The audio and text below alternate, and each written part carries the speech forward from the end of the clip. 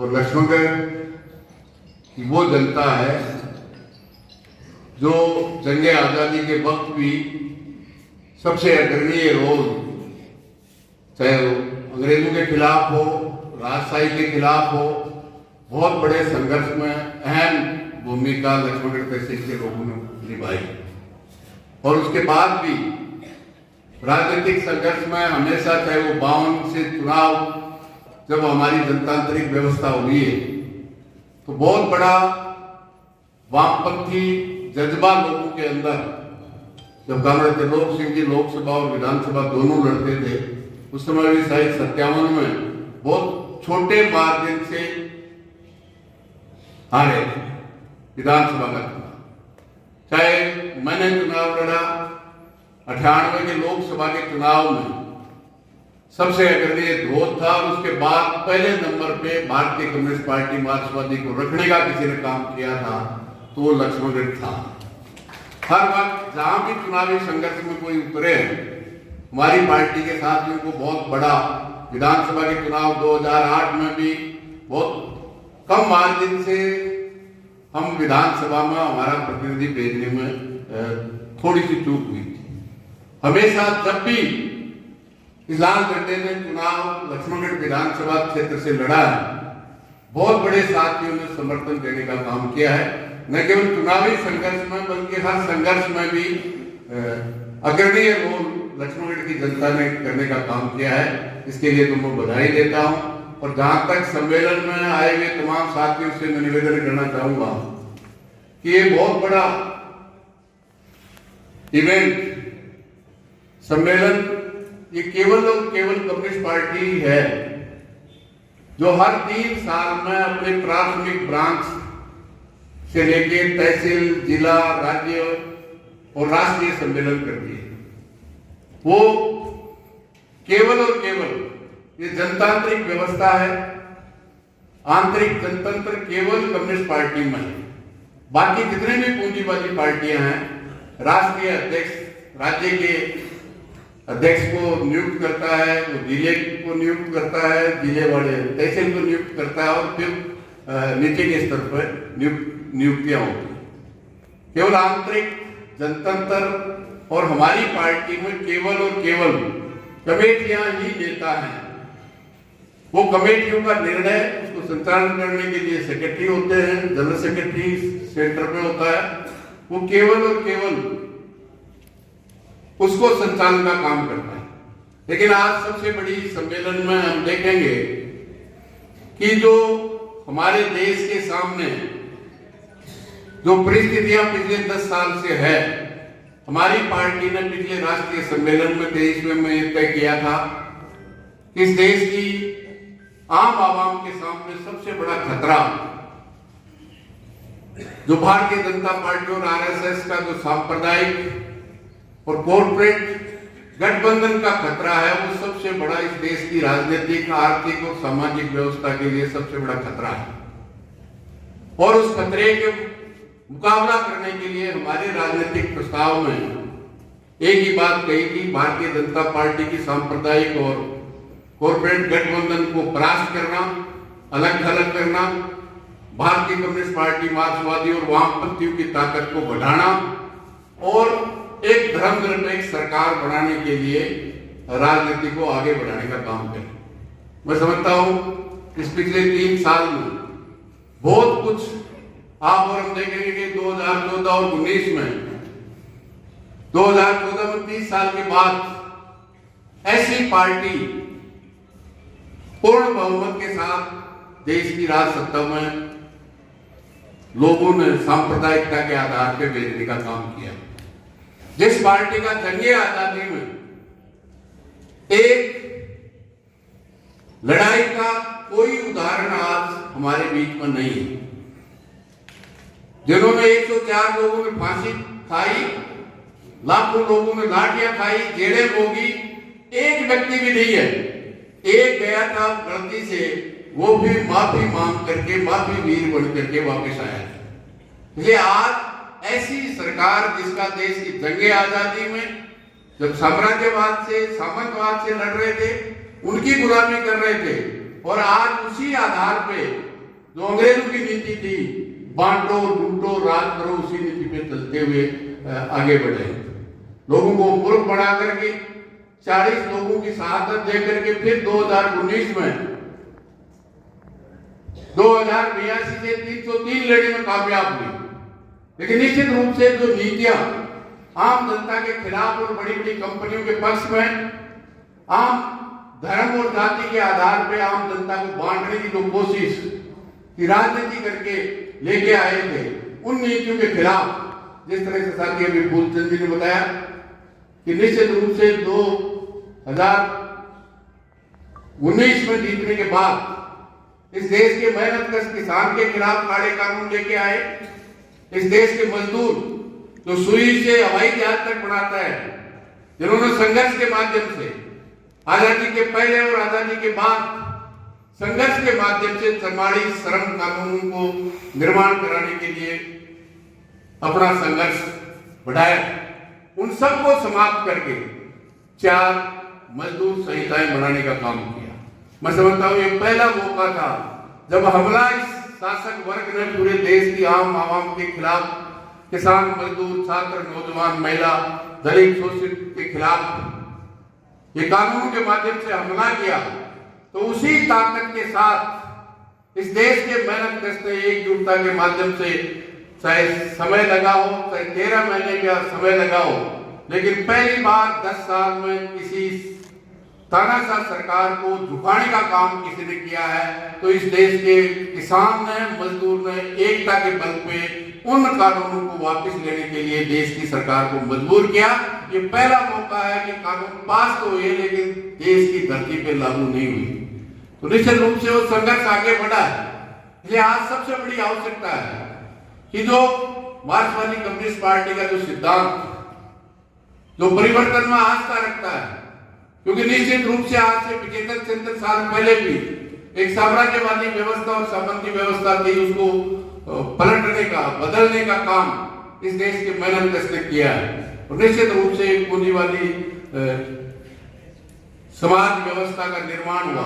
और अब जिस तरह से पूरा साम्राज्यवाद, पूरे सोवियत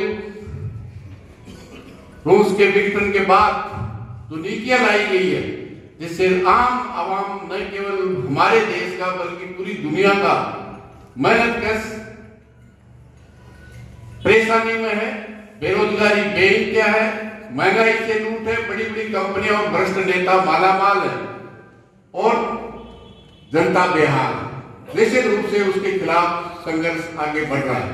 आप देखेंगे कि क्या हालत है, जिस तरह से पैसे का उपयोग किया जा रहा है, जिस तरह से जनतंत्र की हत्या की जा रही है। आप देखेंगे कि अभी उत्तर प्रदेश में जो उपचुनाव हुआ, बहुत से जो भारतीय जनता पार्टी के खिलाफ वोट देने वालों को बंदूक के बल पे रोका गया, वोट नहीं दिया गया। और महाराष्ट्र में जो आप देखेंगे तो विधानसभा का अभी चुनाव हुआ है, तो 5 साल पहले चुनाव हुआ,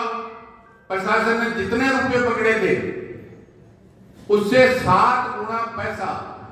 विधानसभा चुनाव 2024 में पकड़ा गया। इससे आप अंदाजा कीजिए कि 7 गुना पैसे के बल पे लोगों का वोट और ईवीएम के माध्यम से लोगों में एक दूसरी जाति के खिलाफ लोगों को जाति का भावनाओं को भड़काकर राजनीतिक रोटियां सेकने का काम किया। जिस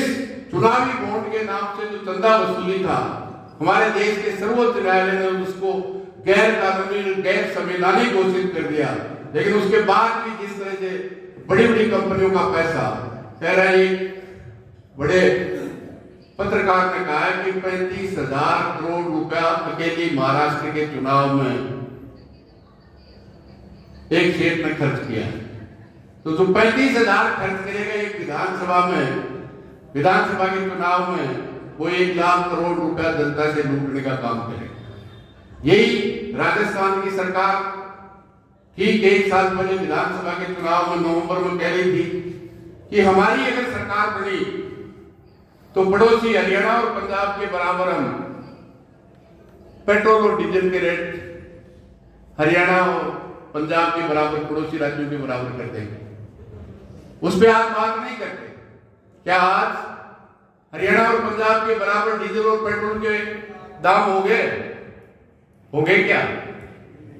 नहीं। जो ऐसी सरकार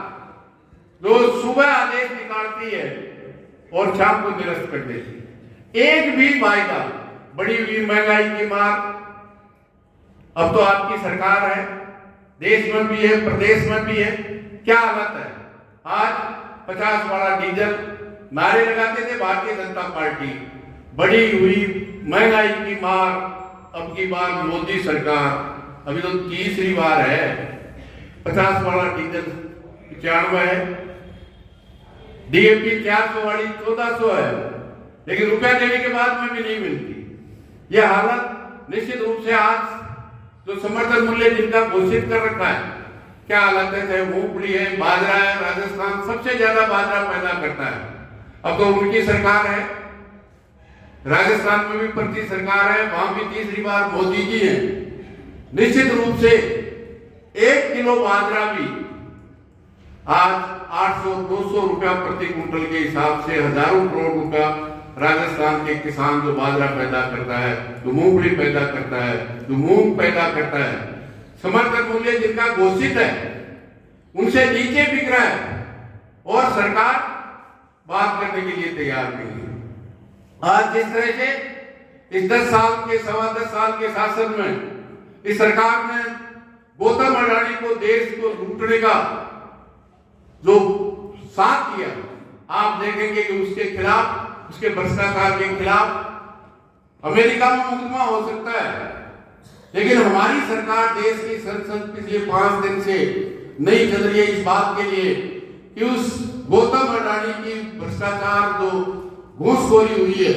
जनता को लूटने के लिए, उस पर चर्चा कराई जाए। हमारा देश का प्रधानमंत्री जो कहता है मैं खाऊंगा और मैं खाने दूंगा, उस पर चर्चा कराने के लिए तैयार नहीं है। वो कहते हैं ना,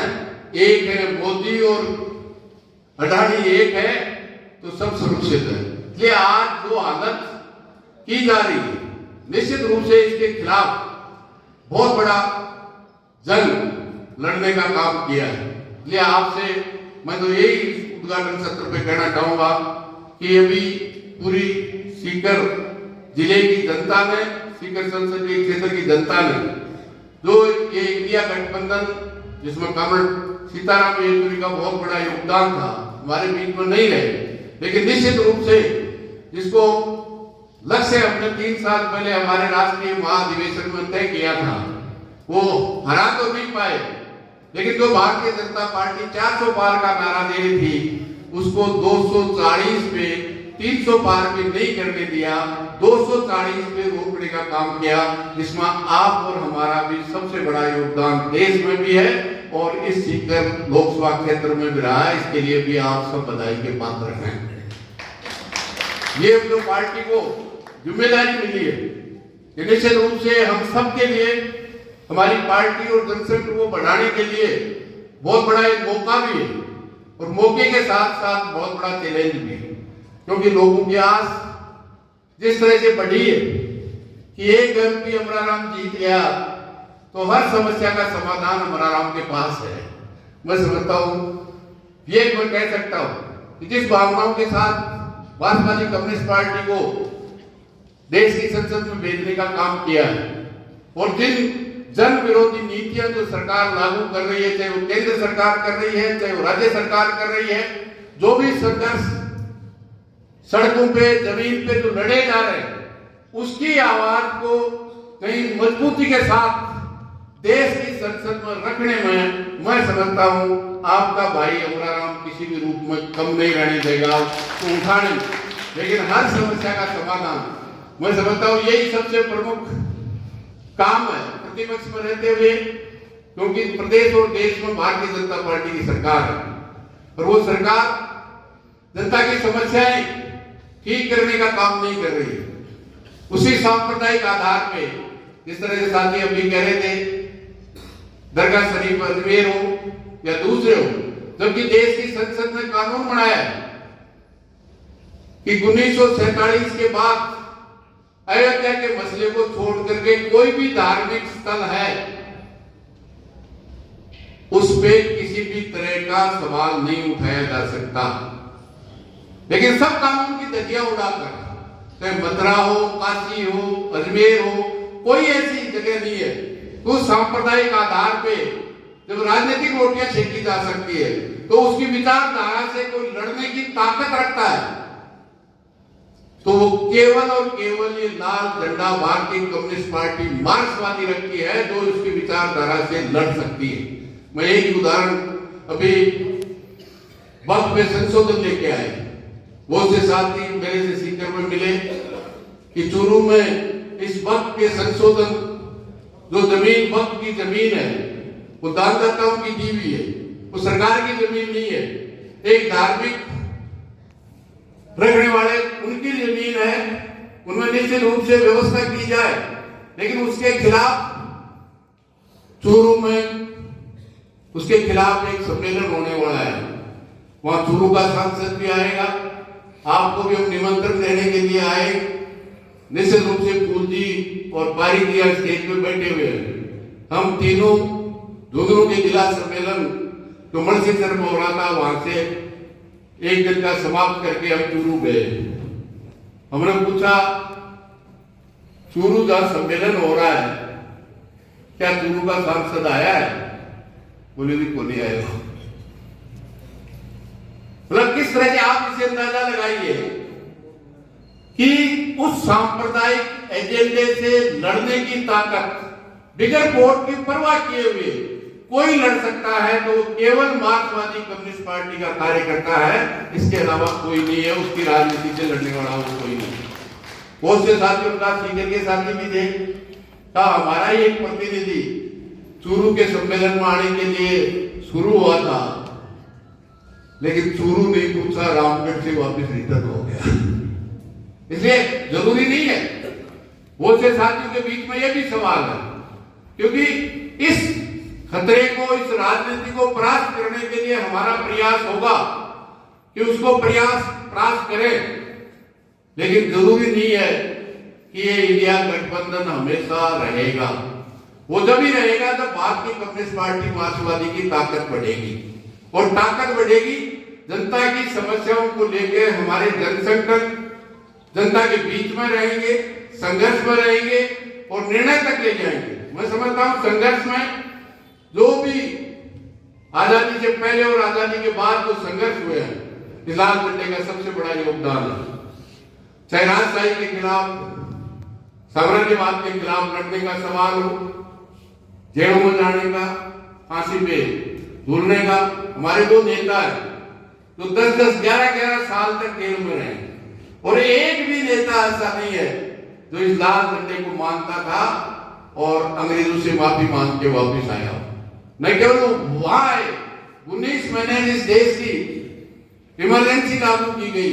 बहुत से हमारे नेता, राजस्थान के भी दर्जनों नेता जेल में थे। हमें फक्र है एक भी नेता माफी मांग के नहीं आए, और जो आज देशभक्ति का सर्टिफिकेट बांट रहे हैं, दर्जनों ऐसे नेता मिल जाएंगे जो 19 महीने जेल में रहे, माफी मांग के आए, आज पेंशन ले रहे हैं। तो जंगे आजादी में लड़े, हमारा एक भी कम्युनिस्ट पार्टी मार्क्सवादी का नेता और कार्यकर्ता ऐसा नहीं है जो जंगे आजादी में भी जेल में गया और एक नए पैसे की भी पेंशन नहीं दी। मैं 19 महीने जेल में रहे, एक नया पैसा नहीं। जिस साथी ने भी के लिए पेंशन के लिए फार्म भर दिया तो दूसरे दिन कम्युनिस्ट पार्टी मार्क्सवादी से बाहर कर दिया, क्योंकि कम्युनिस्ट पार्टी कहती है चाहे वो जंगे आजादी है, चाहे देश के जनतंत्र को बचाने के लिए 19 महीने रहे, हम पेंशन के लिए नहीं लड़े, हम हमारे देश को बचाने के लिए, देश के जनतंत्र को बचाने के लिए जेल में गए। ये केवल कम्युनिस्ट पार्टी है। सबके ईडी और सीबीआई का छापा पड़ता है।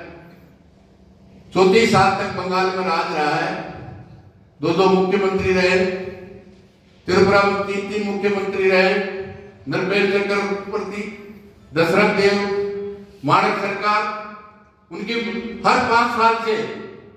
बंगाल में 57 में सबसे पहले कोई प्रतिपक्ष की सरकार बनी थी तो ईएमएस नमूद्रिकपाल के नेतृत्व में सरकार बनी थी। हर 5 साल से बदलती थी। लेकिन सरकार की जनता के पक्ष में निर्णय करने के बाद भी 2019 के लोकसभा के चुनाव में 20 सीटों में से केरल में केवल 1 सीट जीती। लेकिन पहला मौका था जब विधानसभा का चुनाव आया, हमारी पार्टी के सरकार के कारनामों से पहली बार 45 साल का रिकॉर्ड तोड़कर पुनः एलडीएफ की सरकार को वापस चुनने का काम केरल की जनता ने किया है। इसलिए आज एक भी नेता ऐसा नहीं मिलेगा जिसपे छापा पड़ जाए। बाकी जिनके छापा पड़ने से पहले ही ज्यादातर तो भारतीय जनता पार्टी में चलेंगे और वैसे लोग चलेंगे जो महाराष्ट्र में जिनपे 75,000 करोड़ रुपए का भ्रष्टाचार का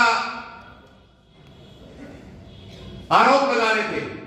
जब उनके साथ आ गया तो ईमानदार हो गए। ऐसी मशीन है तो कितना ही भ्रष्टाचारी हो, बेबेचारी हो, वो अगर भारतीय जनता पार्टी में शामिल हो जाए तो वो ईमानदार हो गए। इसलिए मैं तो इस खुले सत्र में आप तमाम साथियों से एक ही निवेदन करना चाहूंगा कि जो संघर्ष की है, निश्चित रूप से वही एक हथियार है, चाहे वो बिजली की रेट का सवाल हो, बीमा क्लेम का सवाल हो, पीने के पानी के सवाल हो, हर सवाल पे जो लड़े हैं और न केवल लड़े हैं बल्कि निर्णय तक पहुंचाने का काम किया है। जब 1970 में राजस्थान की तत्कालीन सरकार राजस्थान नहर में जमीन बड़े बड़े लोगों को देने का निर्णय किया तो वहां की किसान सभा लाल झंडे के नेतृत्व में सबको साथ लेकर लड़ी। 12 किसान शहीद हुए और आखिर में देश की सरकार को झुककर निर्णय करना पड़ा 1 लाख लोगों को एक मुर्गा 17,000 की 17 साल की किस्तों में देना पड़ा। ये केवल लाल झंडा कर सकता है। रावला खरसाना के आंदोलन में 7 साथियों ने बलिदान किया। जो पानी काटने का निर्णय तत्कालीन सरकार ने किया था, लोगों ने शहादत दी, लोग जेल में रहे, लोगों ने लाठियां खाई, लेकिन आज तक भी उस निर्णय को तो सरकार ने वापस नहीं किया है। लेकिन कोई भी 5 साल से सरकार बदलती है, 2004 के बाद 2024 आ गया, 20 साल में कोई भी सरकार उस निर्णय को, जो इलाका सरसब्ज था उसको वीरान कर दिया था, तो लोगों को मजदूरी पे लगाते थे, वो मजदूरी करने के लिए हरियाणा और पंजाब जा रहे थे, लेकिन लड़े और उस निर्णय को आज तक भी सरकार लागू नहीं कर पाई। लेकिन मेरा तो आपसे निवेदन है, केवल राजस्थान के किसी भी कोने में कोई भी संघर्ष करता है तो लाल झंडे को याद करता है। इसलिए जो हमारी कमजोरियां रही है, निश्चित रूप से संघर्ष में रिकॉर्ड है, लेकिन जो संघर्ष में आते हैं उनको संगठन में डालना और संगठन में राजनीतिक शिक्षित करना और जो आगे बढ़े हुए लोग हैं उसको कम्युनिस्ट पार्टी में शामिल करना। मैं समझता हूँ भारतीय कम्युनिस्ट पार्टी मार्क्सवादी सीकर की जो संघर्ष का आयाम तय किए, मैं समझता हूँ आज जो 1700-1800 की मेंबरशिप है वो अगर सही सलामत हम हमारे संगठनों में लागू करते, राजनीतिक शिक्षण करते, पार्टी बढ़ाते, तो मैं समझता हूँ अकेले सीकर जिले की सदस्यता, पार्टी की सदस्यता 5,000 से ऊपर हो सकती है। लेकिन बहुत से साथी भर्ती नहीं करते और कुछ साथियों का ये होता है कि पक्का मार्क्सवाद का पंडित हो जाए उसके बाद ही, मेरे जितना मार्क्सवादी हो जाए उसके बाद ही कम्युनिस्ट पार्टी का, कोई भी कम्युनिस्ट पार्टी का मेंबर संपूर्ण कम्युनिस्ट हो जाए, ये लगातार प्रक्रिया है। मैं समझता हूँ संघर्षों के माध्यम से, संगठन के माध्यम से, इसलिए आज सबसे बड़ी आवश्यकता है कि सरकार की नीतियों के खिलाफ, जहां राजस्थान महिला उत्पीड़न में, दलित उत्पीड़न में आज भी वो सामंती व्यवस्था आज भी कायम है, आज भी बहुत बड़ी, मैं समझता हूँ ये तो फक्र है, ये शेखावाटी है जहाँ संघर्षों की धरती रही है, हमला करने में कोई कमी नहीं छोड़ी। मैं समझता हूँ शेखावाटी का जवान जो जाता था जिनको अग्निवीर बनाने का, सबसे बड़ी बेरोजगारी, आज क्या हालत है राजस्थान में, देश में 2 तरह के कर्मचारी, आप विद्यालय में चले जाएं, विश्वविद्यालय में चले जाएं, महाविद्यालय में चले जाएं, आप हॉस्पिटल में चले जाएं, 2 तरह के कर्मचारी, एक परमानेंट है, एक कॉन्ट्रैक्ट का है, जिससे ठेकेदार माला माल है, इसलिए आज सबसे बड़ी आवश्यकता है, इनके खिलाफ लड़ने की आवश्यकता है। आज वो कॉन्टेक्ट में लगे हुए हैं, चाहे आंगनबाड़ी है, चाहे आशा सहयोगिनी है, चाहे मिड डे मील वर्कर है, जो कॉन्टेक्ट पे, चाहे वो शिक्षक है, चाहे पैरामेडिकल स्टाफ है, हर जगह जो दो तरह की नीतियां चला करके संपूर्ण नई नीतियों के माध्यम से पूरे जो जन कल्याणकारी योजनाएं हैं उनको समाप्त करके की ओर बढ़ रही है। मैं समझता हूँ इन तमाम जन विरोधी नीतियों के खिलाफ संघर्ष का 2 दिन बैठ करके किस तरह से हमने जो पिछले 3 साल में संघर्ष किए हैं उनका मूल्यांकन करेंगे और आने वाले 3 साल के लिए जो हमारे संघर्षों की रूपरेखा बनाने का काम करेंगे। मैं समझता हूँ निश्चित रूप से संघर्षों में जो अगुवाई है वो तो अगुवाई करेंगे ही करेंगे, और निर्माण में, संगठन निर्माण में, जनसंघों को बढ़ाने में और पार्टी में जो कमियां रही है, तो मैं ये भी कह सकता हूँ कि जो पार्टी के कलकत्ता प्लेनर में जो सबसे कमी युवाओं की पूरे देश में पार्टी की थी, मैं समझता हूँ उसमें राजस्थान हमारी विद्यार्थियों की, साथियों की संघर्ष के कारण आज पूरे राजस्थान में जो 20% युवा पार्टी में होने चाहिए उससे ज्यादा सीकर और राजस्थान की पार्टी में युवाओं की भागीदारी है। एक कमी जो महिलाओं की है, क्योंकि आधी आबादी महिलाओं की है। हम पार्टी में शामिल करने में, क्योंकि संघर्षों में जब भी गई हमारी आखिरी पेज फंसता है, चाहे 2005 का पड़ाव हो, 2017 का हो, जब भी पेज फंसा है आखिर में पेज निकालने वाली जो हमारी वो महिला साथी हैं जो मैदान में उतरती है और बड़ी बड़ी सरकार 153 की सरकारों को भी झुकाने का काम करती है। लेकिन हमारी मैं समझता हूँ अभी भी मानसिकता जो पुरुष प्रधान है कि महिला नहीं लड़ सकती, जबकि आप और हम देख रहे हैं कोई भी रिजल्ट आता है, चाहे पढ़ाई का रिजल्ट आता है, चाहे वो नौकरी का रिजल्ट आता है, महिलाएं पहले नंबर पे आती है। संघर्ष में भी आके पेज फंसता है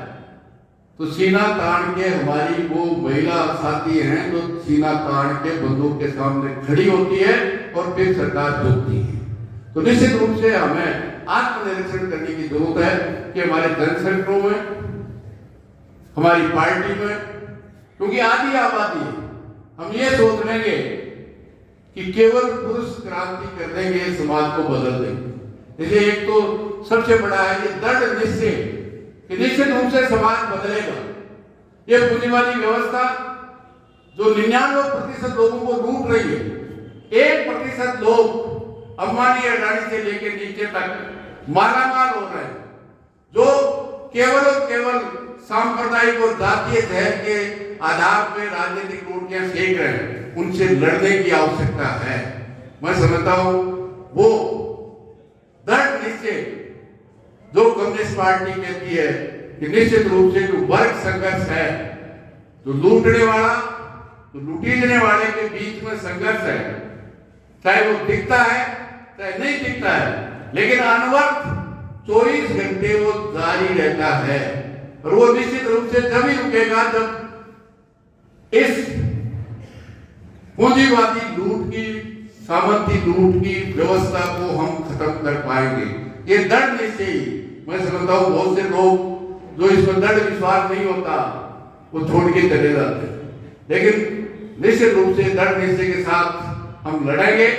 जीतेंगे और समाज को बदलने का जो जिम्मा भारतीय कम्युनिस्ट पार्टी मार्क्सवादी ने इस देश में मेहनत